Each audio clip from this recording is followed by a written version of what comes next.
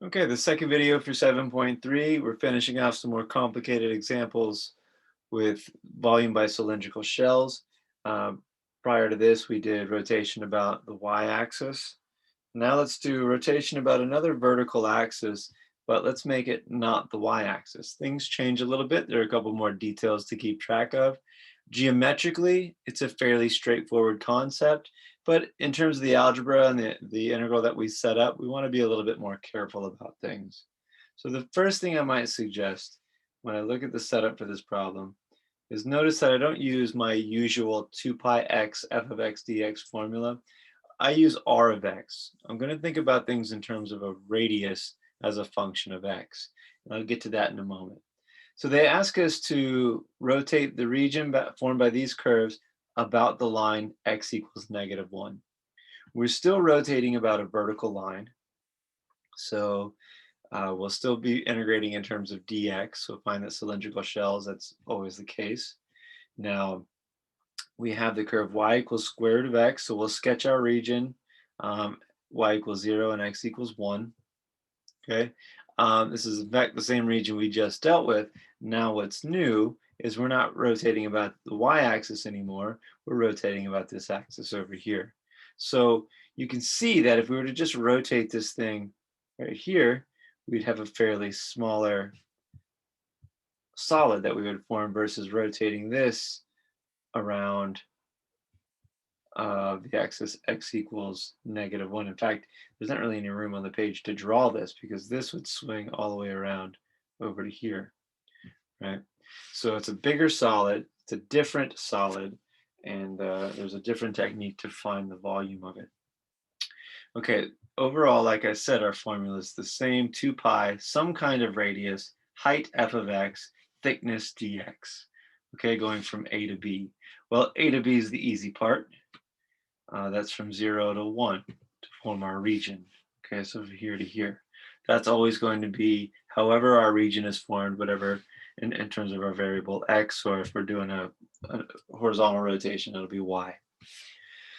So we've got our limits of integration. Now, f of x isn't particularly difficult either. The height of this rectangular strip that forms the cylindrical shell once it's rotated about that axis x equals -1, that height is just y equals f of x, and that's y equals square root of x.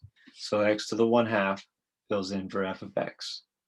Okay, now the tricky part about these is what this radius function is. Notice that since we move this axis from the y-axis to x equals -1, since we're now rotating about this further left axis, we've got to think about not just the y-axis in terms of it being x equals 0, we've got to think about this new radius that's formed right here to this approximating shell or rectangular strip of the shell. All right, so in order to come up with that, you find if we're at the shell, we're at a value of x, right? This is the point x, y, drawn arbitrarily on there. We do this for all of these rectangular strips, so we've always got an x, y handy. So the distance from this x value to -1 is x minus -1. It's the right endpoint minus the left endpoint, okay? It's the greater one minus the lesser one. So it's x minus -1. Of course, when we simplify that, we see that our radius function is now x plus 1.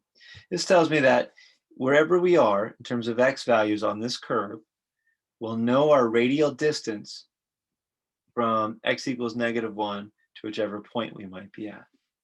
Okay, let's check that for our endpoints.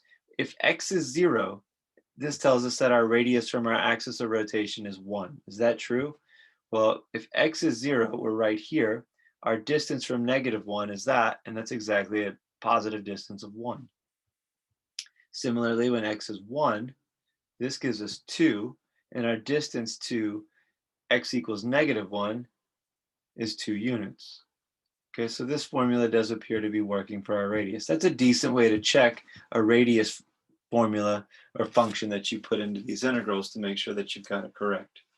And once we've done that, this is essentially completed, right? Now we just go through with another power rule integral, evaluated our limits of integration, and we end up with 32 pi over 15. So let's look at horizontal rotation. And we'll see another situation where we rotate not only about the x-axis, but other horizontal axes, and we'll get some more practice with dealing with this radius idea. But first, let's look at rotating about the x-axis just to introduce horizontal rotations.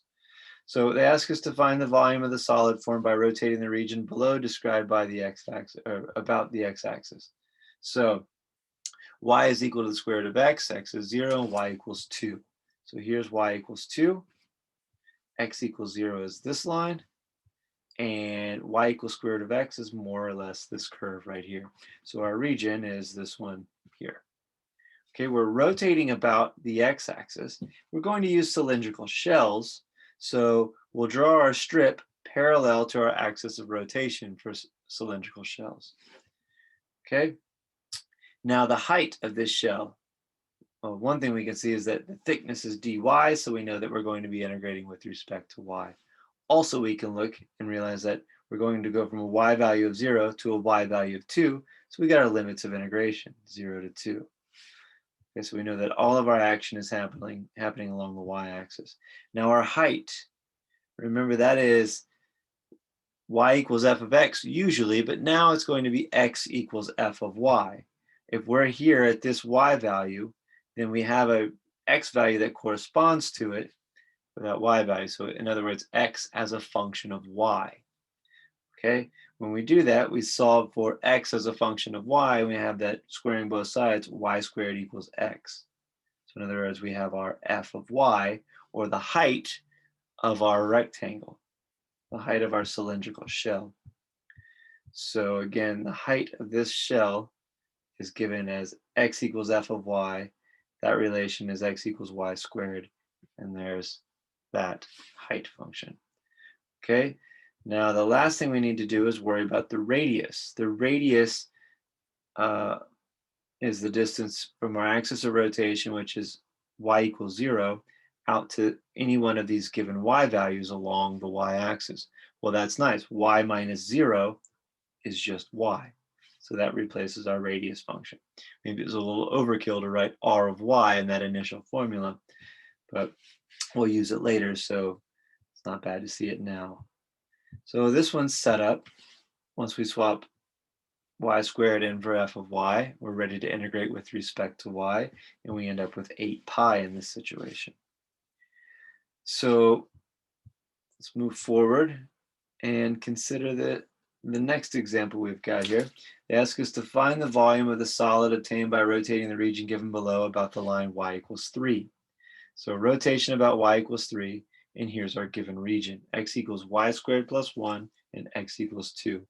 This is a little bit more complicated, but remember that this is a parabola opening to the right in the positive direction because the coefficient in front of y squared is positive. It's shifted to the right by 1 because that's a positive 1. So its vertex is at 1 comma 0. And then it looks more or less like this. We might look for our intersection points before we draw this. And in fact, we did over here, and we found that y was equal to plus or minus 1 for our intersection points. How did we set that up? Remember that we set x equal to x. In other words, 2 equals y squared plus 1. So 2 equals y squared plus 1. Okay, and we found the y is plus or minus 1. That's this point and this point. So we're able to label or completely see our region before we get to work on it. We're rotating about the line y equals 3. So that's not y equals 0, so we want to be careful. We know that this is not one of the coordinate axes, so we have to be careful with what our radius is. So once our region's set up and we know our axis of rotation, we're going to use cylindrical shells. We just decided to do so. When to use this will be fairly clear. Typically, a nice rule of thumb to use is that if it would be an annulus method for the disc and washer method, then cylindrical shells would probably be a little bit easier to use than the washer method, just because you don't have to deal with the inner and outer cross-sectional areas of those discs. Cylindrical shells, you just pick this parallel rectangular approximating strip, and then when I say parallel, I mean parallel to the axis of rotation. As soon as we draw it, we realize that this has got thickness dy, so it tells us that we'll be integrating with respect to y. And then we can spot what our y values would be. We're going to go as far down as -1 on the y-axis and as far up as +1 on the y-axis. So there's our limits of integration. And our height is a little tricky, but let's have a look. Our height, on the right, we're bounded by x equals 2. Nothing in this region has an x value greater than 2. And then to the left, we're bounded by the curve x equals y squared plus 1. That's what's given in this problem. So that's our left boundary. So our height of this rectangle is given by 2 minus y squared plus 1, or 2 minus x, really, to start. So 2 minus this arbitrary x value, but that's equal to y squared. So it's 1 minus y squared, or sorry, 2 minus y squared plus 1, and we get 1 minus y squared overall. Okay, so that's just our height. Our height fills in this component. That's a g of y or f of y function. Thickness of dy, of course. And the last thing to consider is the radius. Well, the radius is the distance from this 3 down to this strip, or any arbitrary x value on the curve. We've got to do that for arbitrary x values or y values like we've been doing. Okay, so we notice that 3 is the largest value. This is greater than all the values below it. So it'll be 3 minus this y value. And that's exactly what it's going to be. The distance from here to here is 3 minus y, whatever this y value on this curve is. So there's 3 minus y.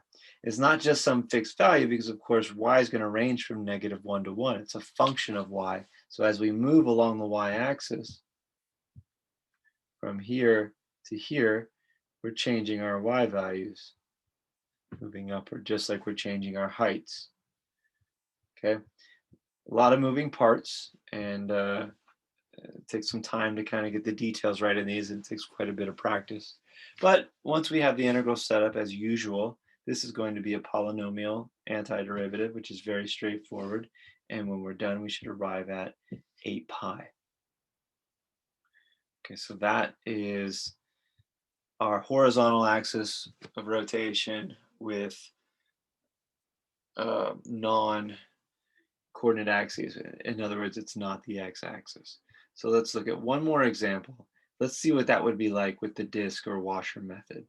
And of course, it would have to be a washer method because we're not connected to, in other words, we're not spinning the edge of this solid around our axis of rotation. There's a gap between the two. So it demands that we use the annulus method or the washer method. Okay, same region, same situation. We know our intersection points, or plus or minus 1 for y. Now, if we're going to use the disk and washer method, our axis of rotations here, horizontal, we know that our approximating strips have to be perpendicular to that. So we're drawing them this way. We can already see that that's a little bit more complicated. There are, in fact, two halves to this curve in terms of y as a function of x. And when we solve for y in this, we see that y squared is x minus 1. And ultimately, that's y equals plus or minus square root of x minus 1. Now, the positive half of that is this branch.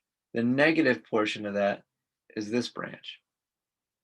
Okay, so it's positive x root x minus 1 minus negative root x minus 1 to get the height. Okay, or this radius. But this is not this cylindrical shells method, so don't get that confused.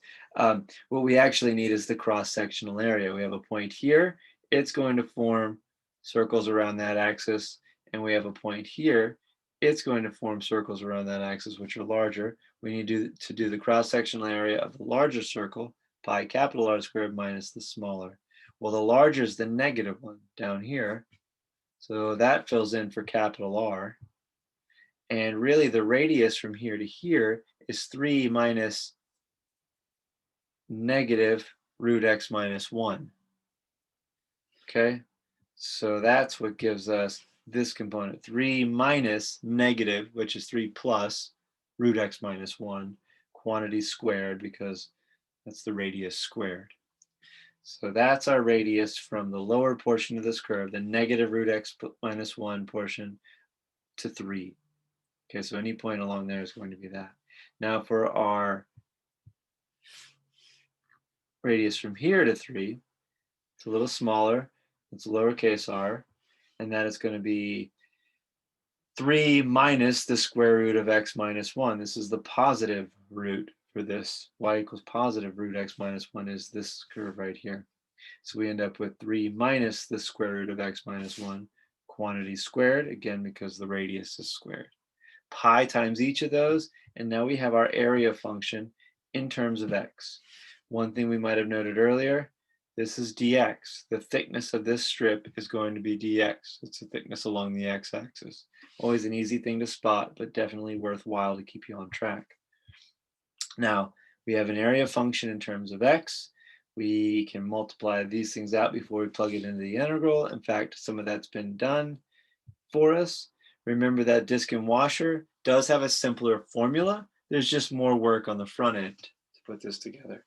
So we've got a of x dx, and we're going from 1 to 2. Why do we have those limits of integration? Again, have a look. We're going along the x-axis to form these rectangular strips. So we're going to have one for each x value vertically here. And that being the case, we'll go from x equals 1 to x equals 2. And that'll form our whole region. So x equals 1 to 2. Here's pi from our area formula up here. And then we've squared both of these terms already. That's why we've got 9 plus 6 root x minus 1 plus x minus 1, and then minus something similar. Okay, and then we've got down below, once we simplify these terms, combine like terms, we'll end up with 12x minus 1 to the power of 1/2, integrating with respect to x. That might be a u substitution, but it's not terribly difficult.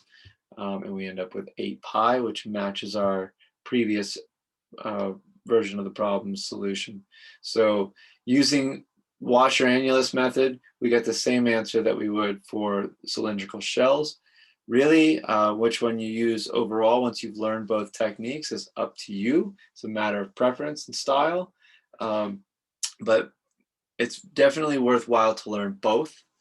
Cylindrical shells might seem a little bit more foreign. The radius is usually the crux of this, which makes this a little bit more difficult, finding this radius correctly. But once you learn how to do that, it's well worth your time, because it is usually a little bit less complicated and a little bit less messy and geometric as the washer and annulus method.